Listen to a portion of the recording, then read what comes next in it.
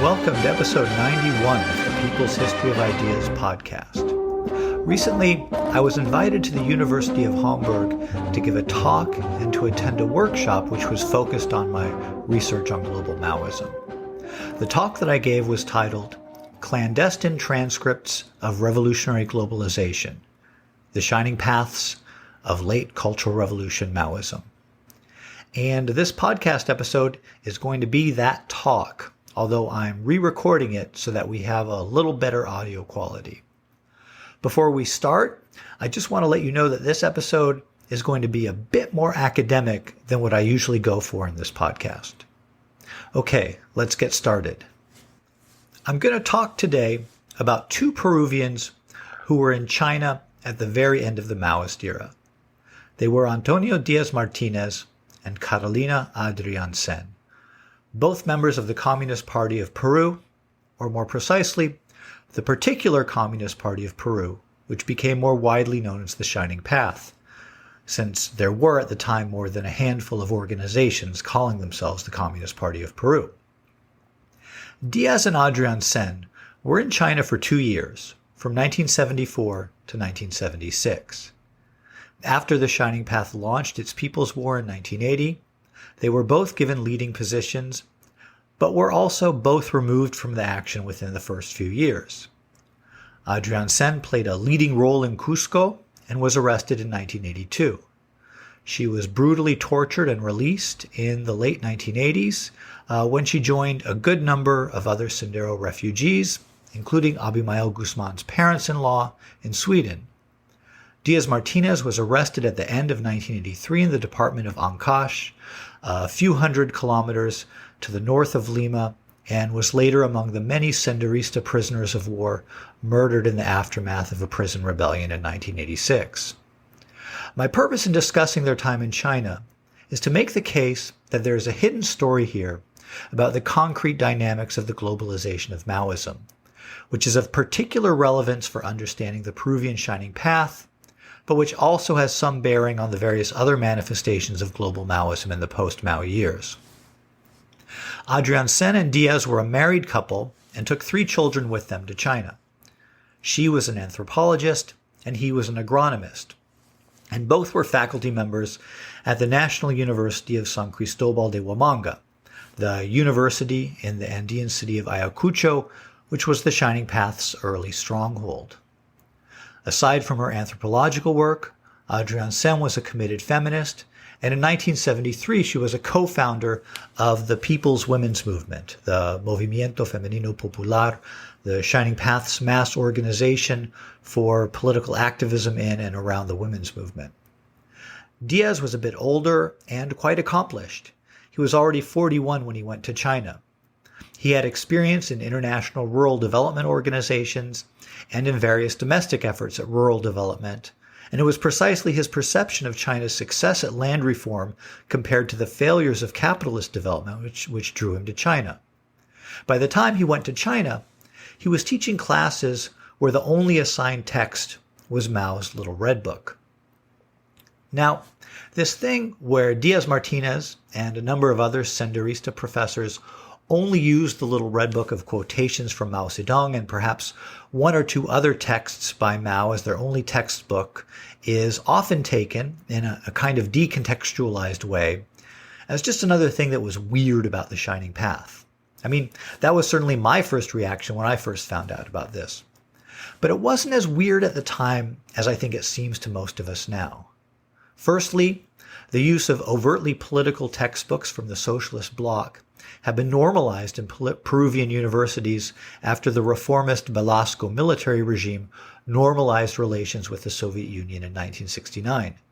The texts became widely available and were very popular because they were the same textbooks being used in Cuba.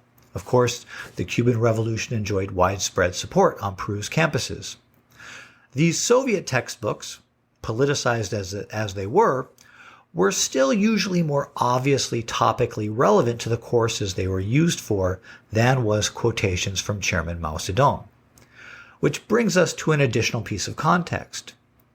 There was a widespread international understanding in the late 1960s and early 1970s of the book of Mao's quotations as a tool that had been used by workers and peasants to not just echo the words of the chairman, but also to help them articulate their own insights about the world and to begin to enter the terrain of intellectuals and other people who work with their minds and not with their hands.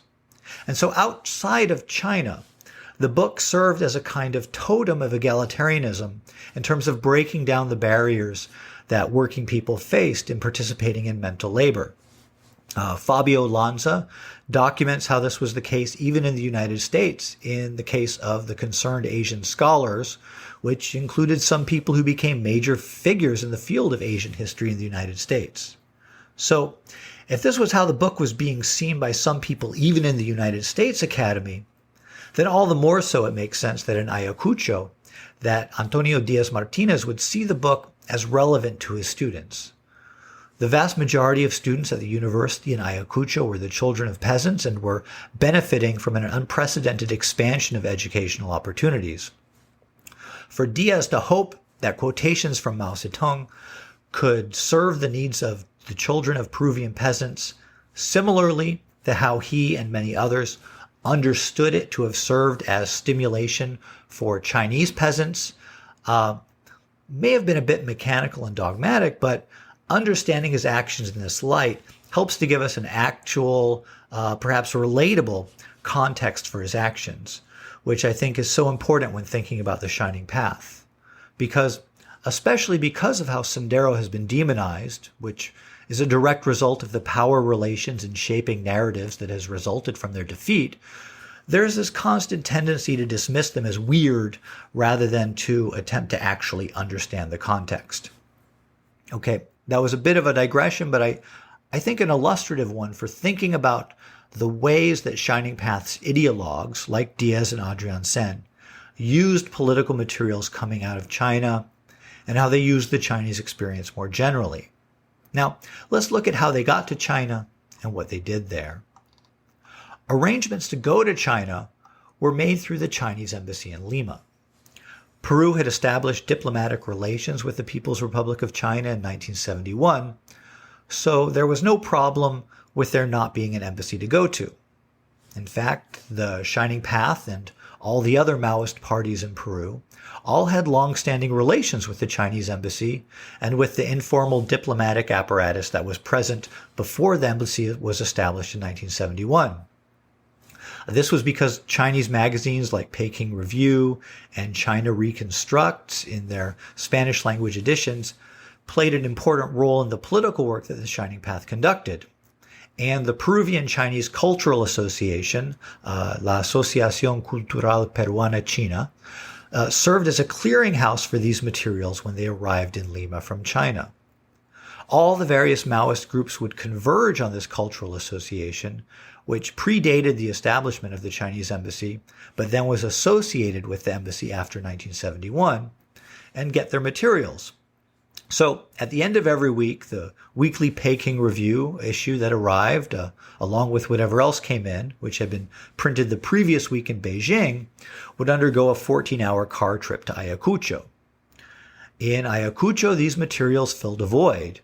They were distributed for free in massive quantities in an environment where most people had little access to world news or popular articles dealing with philosophical and political themes, but where there was a great thirst for knowledge about the wider world, especially among the politicized children of peasants who attended the university that Díaz and Adrianzén taught at.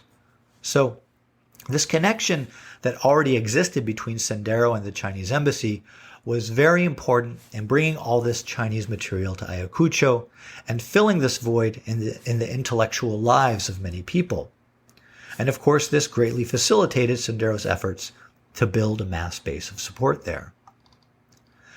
Adrianzén and Díaz were each given 2-year work contracts by the Chinese embassy. Díaz went to work with the Spanish language section of Foreign Languages Press, the main publisher of Chinese propaganda materials, where he mainly polished translations of the Spanish edition of China Reconstructs. Adrianzén was to be a Spanish teacher.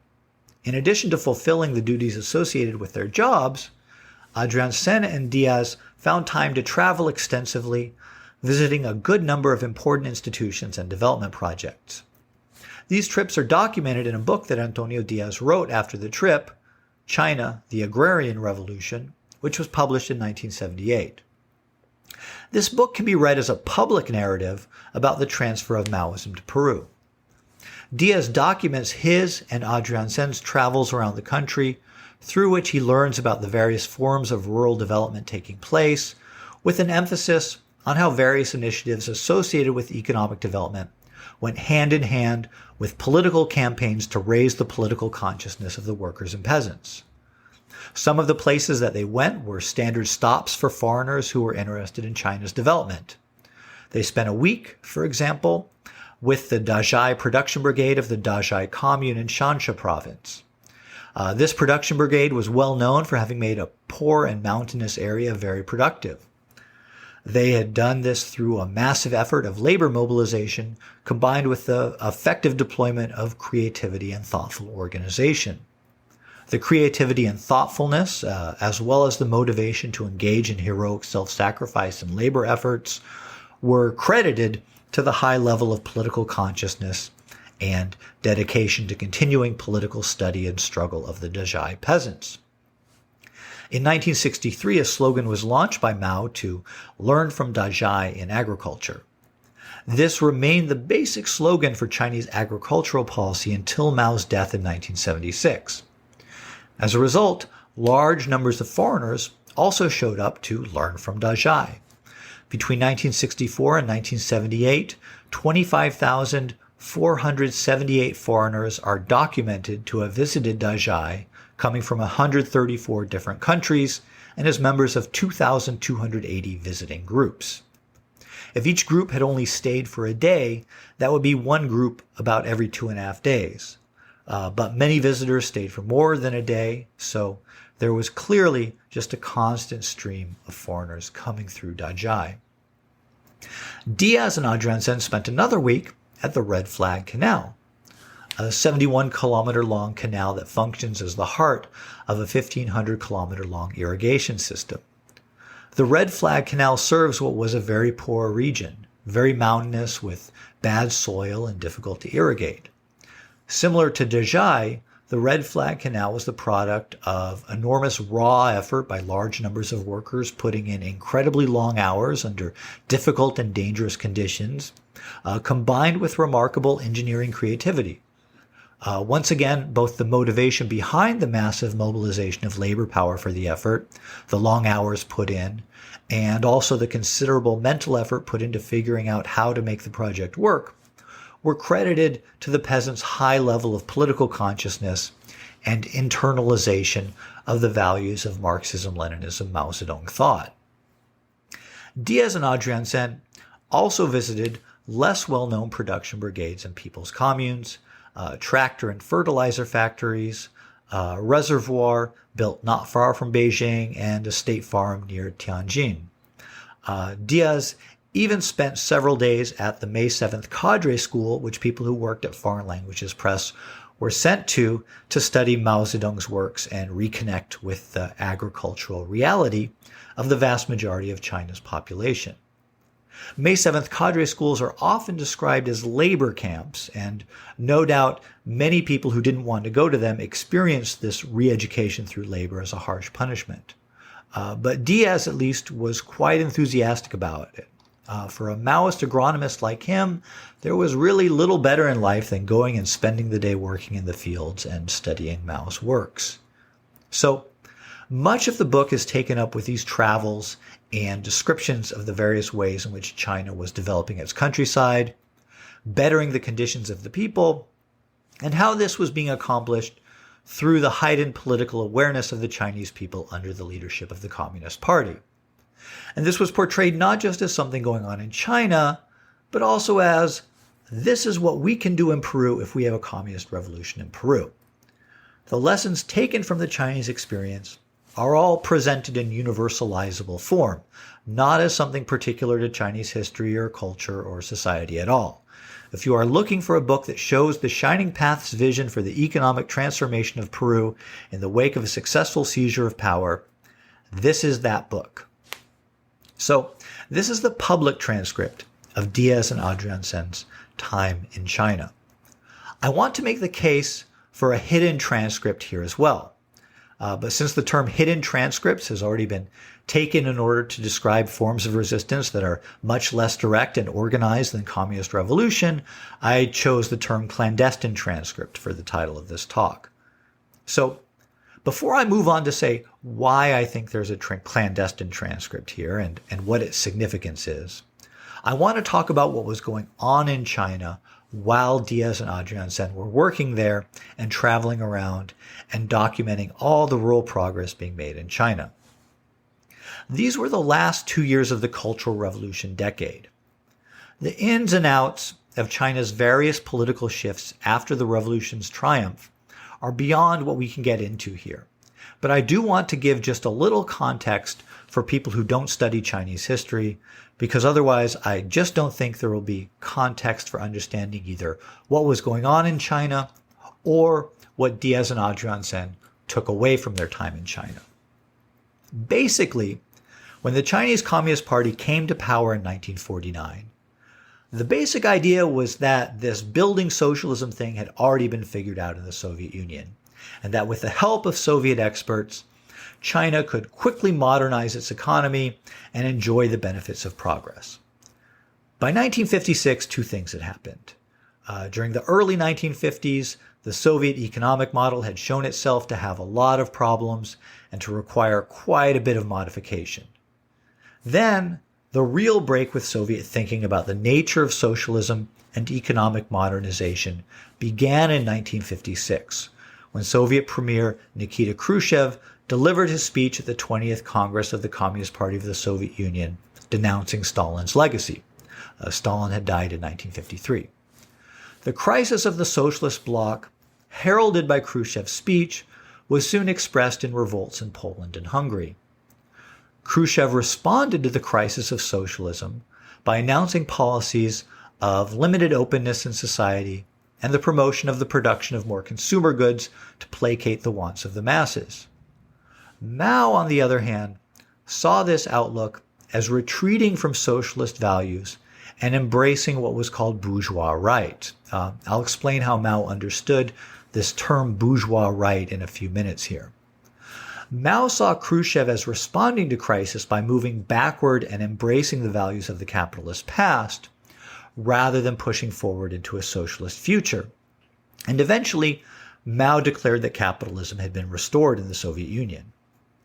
In China, beginning with the Great Leap Forward in 1958, Mao pushed for policies that experimented in combining attempts at rapid economic growth with political campaigns that were intended to raise the political consciousness of the broad masses of people and to promote self-sacrificing attitudes on the part of the people.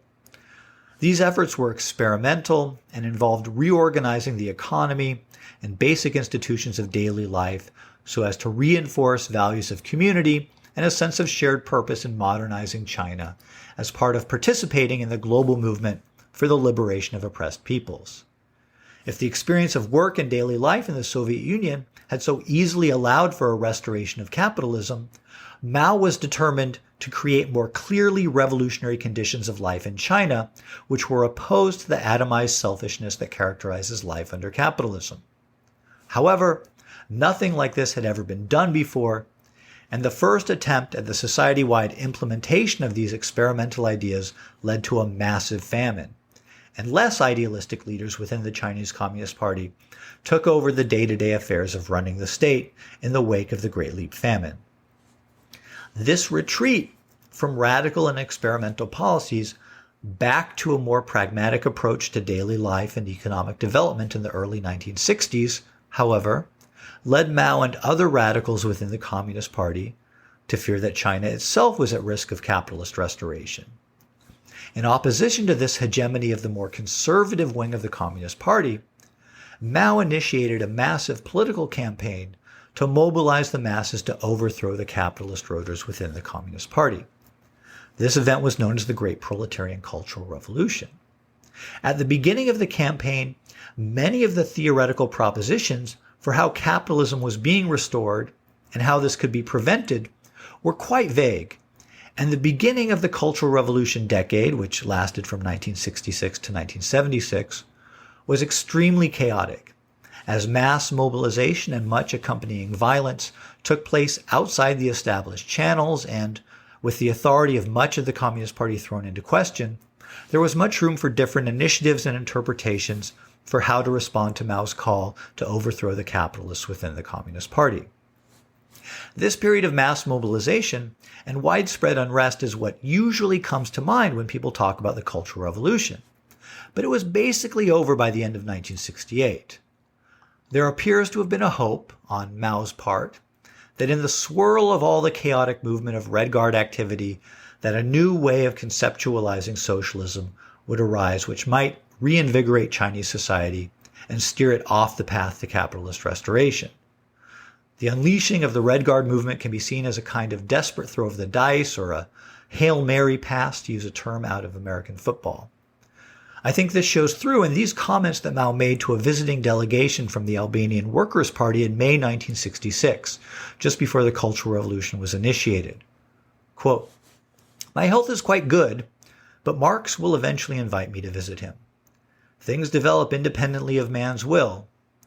Do you know when revisionism will likely occupy Beijing?" Just as an aside from the quote, capitalist voters in the Communist Party were called revisionists, a term that originates with Lenin's criticisms of Edward Bernstein for revising the revolutionary heart out of Marxism. Back to the quote. "Those who now support us will suddenly, as if by magic, become revisionists. This is the possibility I place first. When those of our generation die, it is very likely that revisionism will come about. We're at dusk, so now, taking advantage of the fact that we still have some breath, let us give a bit of a hard time to the restoration of capitalism. In short, we should have in mind two possibilities. The first is that there is a counter-revolutionary dictatorship, a counter-revolutionary restoration. Putting this probability as the first to take place, we are a bit worried. I too am sometimes distressed. To say that I do not think it so and do not feel anxiety would be false. However, I woke up, I called some friends to a meeting, we've discussed it a bit, and are looking for a solution." End quote. This solution was the Cultural Revolution. But by 1968, the situation had degenerated into violent fighting between student factions without much constructive being accomplished.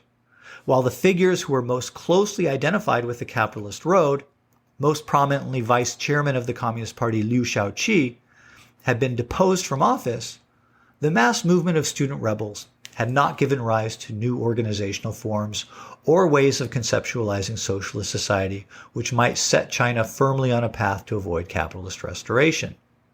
At this point, the now in command Maoist faction of the Communist Party reasserted control over the situation, disbanded the Red Guards, and set out to restore order throughout the country.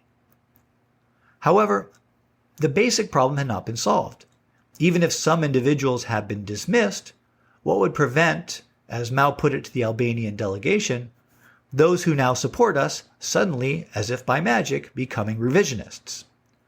The thinking here was not that Mao's supporters were just hiding their true feelings and biding their time for when they could come out of the woodwork and get on the capitalist road. Rather, the main idea here was that there was something about the economic system of socialist society, as a transition period between capitalism and communism, and therefore containing elements of both systems, which constantly generated a new bourgeoisie within the Communist Party itself, precisely because the Communist Party was in control of the economy and reproduced within socialism many of the functions of the capitalist class in capitalist societies.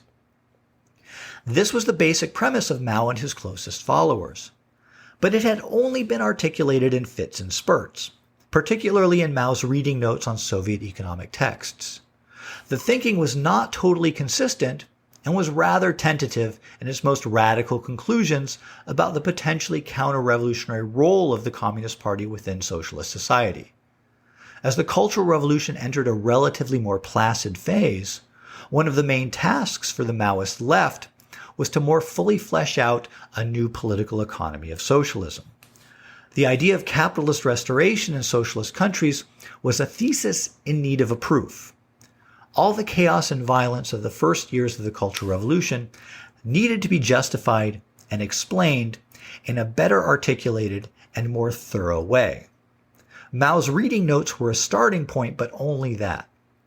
So, the process of articulating a new theory about socialist political economy began under less than ideal circumstances. It was meant to justify what had already been done. On the other hand, the actual process of formulating this new socialist political economic theory as it unfolded over several years took on a character which seems, to me, to more resemble a genuine search for truth than a cynical ploy to justify what had already been done. The work was undertaken by economists in Shanghai, many of whom were connected with the Institute of Political Economy at Fudan University, with the later addition of a team from Tianjin, which had independently started working on the same problems. Zhang Chunqiao, who had worked in the propaganda and media apparatus of Shanghai before rising to national leadership positions during the early phase of the Cultural Revolution, was the link between this effort and the national communist leadership, and he actively participated in the effort. Ever since his appointment in 1950 as managing director of the New China news agency East China branch, Zhang had been an advocate for prioritizing egalitarianism over other goals, such as more narrowly developmentalist aims in the Communist Party's formulation and communication of ideology and policy. The first draft of the political economy of socialism was completed in 1972, and the manuscript went through 4 revisions. The 5th draft was in press on October 6, 1976, when Zhang Chunqiao and the other Maoist leaders were arrested just weeks after Mao Zedong's death. That 5th draft was confiscated from the press and never saw the light of day. As a rule, important policy discussions are held behind closed doors in China, with decisions and policies being presented only once a conclusion has been reached. This makes the publication and discussion process that occurred around the various drafts of the political economy of socialism quite unusual.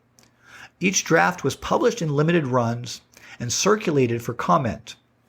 As a result, it's possible to trace the changes in conceptualization through various drafts, which show the direction in which this thinking was developing.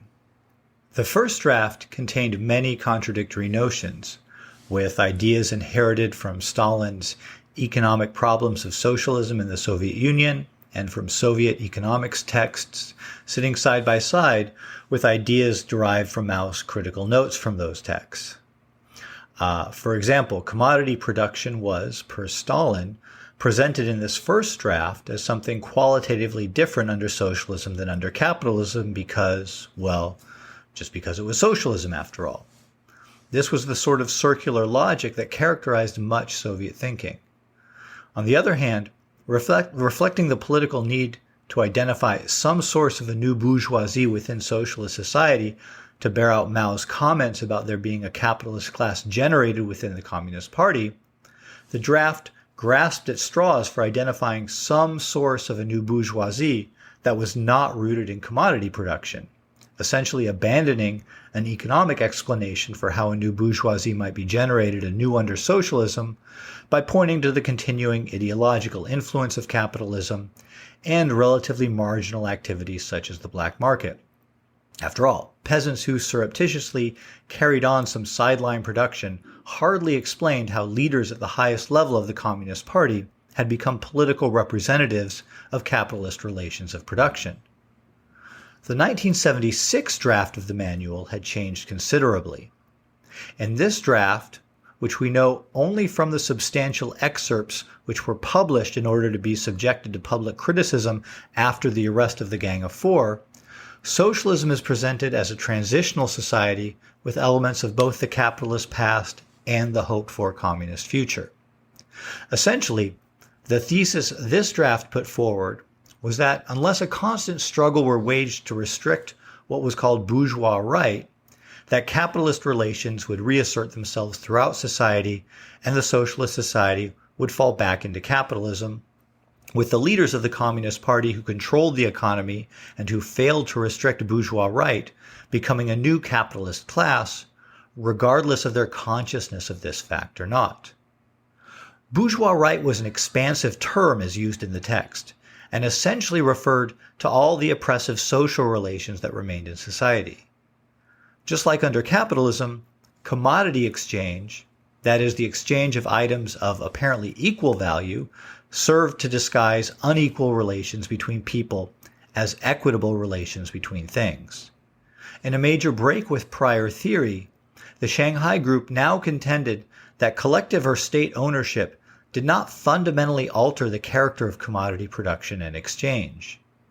Basically, the text goes back to Marx's insights on commodity fetishism from the first chapter of Capital and argues that everything that Marx said about commodity production and the law of value in capital applies to socialist society as well, and that therefore, unless there is a constant struggle to restrict, narrow, and eventually do away with all the manifestations of bourgeois right, that a socialist society will go backward to capitalism rather than forward to communism. So, between 1972 and 1976, there was a pretty serious radical rethinking of socialist political economy that took place, at least among those sections of the Communist Party associated with Zhang Chunqiao.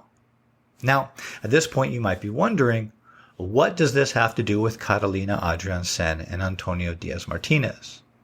Well, it is clear, both in Díaz's account of his time in China and in Shining Path documents produced later, that this whole process of rethinking socialist political economy had a deep effect on Díaz, Adrianzén, and on the Shining Path leadership more generally. This is because of a campaign that was launched in December 1974 by Mao Zedong and which went all through 1975, which encouraged mass study of various issues related to socialist political economy, and which saw a number of efforts to popularize some of the ideas being generated by the group which was revising the manual on the political economy of socialism. This campaign was called the Movement for the Study of the Theory of the Dictatorship of the Proletariat. One of the questions that Mao asked the masses of people to consider and debate as part of this campaign was, why did Lenin speak of exercising dictatorship over the bourgeoisie? The point of this campaign was once again to activate masses of people in considering how a new bourgeoisie was developed under socialism and how this could be stopped. This campaign saw lots of workers at factories having meetings to discuss these issues and various experiments in giving greater control to workers over their workplaces. Another attempted innovation of this campaign was to train a large cohort of workers to enter China's diplomatic corps as part of an effort to cut back on the way that the division between mental and manual labor affected society overall. A major article by Zhang Chunqiao, which was meant to summarize and capture some of the main ideas being developed by the group working on the political economy of socialism, was published and widely promoted. And this article, which is titled On Exercising All-Round Dictatorship Over the Bourgeoisie, is specifically cited numerous times in Díaz's account of his time in China. In terms of Chinese history, this campaign is most remarkable as representing a kind of high watermark for the coherent articulation of a radical Maoist vision for reshaping Chinese society. It had little long-lasting effect, since everything implemented during this campaign was reversed after Mao's death. And even while the campaign was going on, it was resisted by a substantial majority of the cadres of the Communist Party. But from the standpoint of global Maoism as it took shape in the post-Mao years, this campaign has lived on as a vision for what socialist society should look like. One of the claims of post-Mao global Maoists that many people find confusing is the contention that the Cultural Revolution in China represents the highest achievement of human civilization. Most people hear this and they think of something like students chucking Molotov cocktails at each other from behind barricades made of classroom desks that students sit at, and it seems like a very odd thing to consider the high point of human civilization. But in reality, what these post-Mao Maoists are referring to is this period, best captured by the various reforms which were attempted during the movement for the study of the theory of the dictatorship of the proletariat. For example, already in 1977, when Abimael Guzman wrote an article meant to define the main aspects of Marx, Lenin, and Mao's contributions to the development of Marxism, he cited several paragraphs verbatim from Mao's directive launching the movement for the study of the theory of the dictatorship of the proletariat. Although these policies had been repudiated in China, the Shining Path saw itself as their continuator. And later in 1990, in the most definitive political statement of the Shining Path at the height of its strength, the document titled Elections No, People's War Yes, also quotes several paragraphs from Mao's directive, making clear once again the centrality of this campaign to the Shining Path's vision of the society that it hoped to construct in Peru. So, it's clear that this campaign had a big effect on Díaz and Adrianzén, and through them and through the Chinese propaganda produced for international consumption, that this campaign influenced the Shining Path more generally, and in particular its top leader, Abimael Guzman. So, why speak of a clandestine transcript in the globalization of Maoism here? Isn't the mere existence of this campaign and the way in which it was highlighted in the media during Díaz and Adrianzén's time in China enough to explain the transfer of ideology to Peru from China? It might be, but I don't think so, and here's why. When we look at the movement for the study of the theory of the dictatorship of the proletariat and the efforts to formulate a new socialist political economy in light of all of the changes in China since the death of Mao, I think that the significance of that campaign looks much clearer than it actually looked at the time for most people. Inside China, the significance of the campaign really only registered with those who were in the circles of political influence of those who were actively involved in promoting it. When the Gang of Four were arrested in October 1976, there was much less resistance to the change in order than one would expect if the campaign had really landed with the Chinese populace. In Shanghai, the workers and intellectuals directly allied with Zhang Chunqiao mobilized militia units to resist the coup. One worker, Ma Zhenlong, clearly demonstrates how he had internalized the politics of the period when he declared that, quote, "From my childhood I had to go to work to make ends meet. It was the Cultural Revolution that liberated me. I'm going to carry through no matter what the consequences," end quote. But despite these declarations from the mass base that had been directly cultivated by Zhang Chunqiao, the popular support was simply not there to resist the overthrow of the Gang of Four. Similarly, the arrest of the Gang of Four caused much more confusion among international supporters of the Chinese Revolution than one would expect had the propaganda activities of the mid-1970s really been internalized. As one woman who I interviewed explained, she had been aware of Mao's statements about the possibility of a capitalist restoration in China, but had, at the time, thought of those statements as, good old Mao, he's always saying things to keep us on the revolutionary road. It was the job of old Papa Mao to keep his followers vigilant. But the idea that the Chinese people would allow the revolution to be reversed was just too incredible to really actually believe. And so, when the Gang of Four were arrested and the radical domestic policies were all quickly reversed, it created a lot of confusion and cognitive dissonance for foreign supporters of the revolution. Many, particularly in Latin America, followed Enver Hoxha back into the comfortable womb of Stalin-era Marxism and renounced the Cultural Revolution while also refusing to support China's new rulers. Very few foreign Maoists quickly identified what had happened as the beginning of a capitalist restoration. So few, in fact, that I think it is much more likely that those who did draw this conclusion had adopted their politics not only through reading about these policies in Chinese propaganda texts and by watching the campaign play out around them while they were in China. Just as the only people in China who responded to the October 6th coup by attempting to resist it were those who were organizationally tied to the Gang of Four, I suspect that those foreign Maoists who saw the arrest of the Four as signaling the beginning of a capitalist restoration had probably enjoyed some form of sustained contact and intellectual exchange with forces close to Zhang Chunqiao and the other members of the Gang of Four during their time in China. Just as research on the internationalization of Maoism has overturned the earlier idea that Maoist ideas were just in the air of the 1960s and shown that well-organized and extensive organizations and networks formed the material basis for launching those ideas into the air, I believe that further research will show that the incorporation of late Cultural Revolution political economy as a cornerstone of post-Mao global Maoism will have been based on a conscious and organized effort on the part of the Gang of Four to promote their ideas among foreigners visiting China. And there is some preliminary evidence for this already. One interview I conducted with someone who traveled with a delegation to China in the 1970s reported that the Chinese minders of the group that she was with clearly argued with each other repeatedly over what the group should do. Should they go spend time at Dazhai and work in the field with the Iron Girls, or should they spend a week on a cruise through the Yangtze Gorges? She later learned that the radical tour guide, who argued for letting the tour go and work in the fields of Dazhai, was an interpreter closely associated with Jiang Qing, who was Mao's wife and one of the Gang of Four. And it's also known that Zhang Chunqiao paid particular attention to spending time with foreigners earlier in the Cultural Revolution.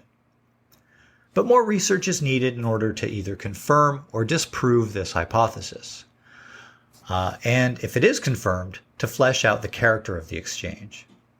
A Chinese colleague who was recently working in the Shanghai Municipal Archives recently took some time to look around there for me and confirmed that there is material there on Zhang Chunqiao's interactions with Latin Americans.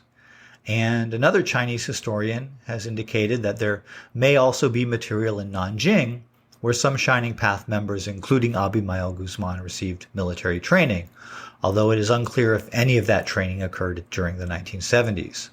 Abimael Guzman, for example, was there in 1965, but others did come later.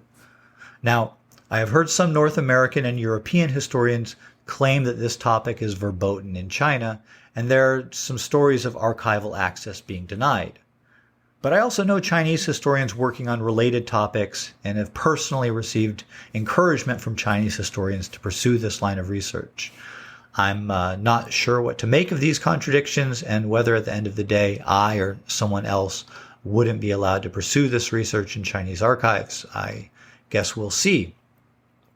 Another line of research which one might pursue is to interview former members and fellow travelers of the Shining Path. There are a good number of them relatively close at hand in Europe, some of whom definitely spent time in China. I haven't seen an obituary for Catalina Adrianzén, so there's a good chance that she might still be found in Sweden. A set of oral histories of members of the Senderista exile community would be an excellent project for someone to undertake before they get too old.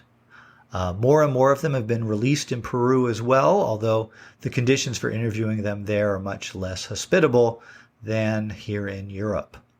So we'll see if I or someone else can test this hypothesis about a clandestine transcript in the globalization of Maoism.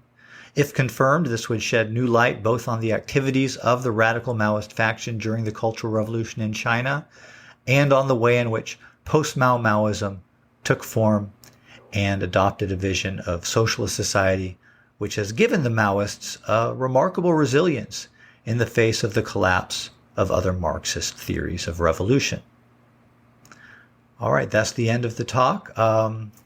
Thank you so much for lasting to the end here, if you did. I know this was a bit longer than our typical podcast episode, and I'll be back soon with more episodes. We'll be switching gears again to get back on track with our history of the development of Maoism during the Chinese Revolution very soon now. Even though we've taken a bit long of a break here. Hopefully everyone will be able to remember where we left off and follow things as we move forward. All right, take care and see you next time.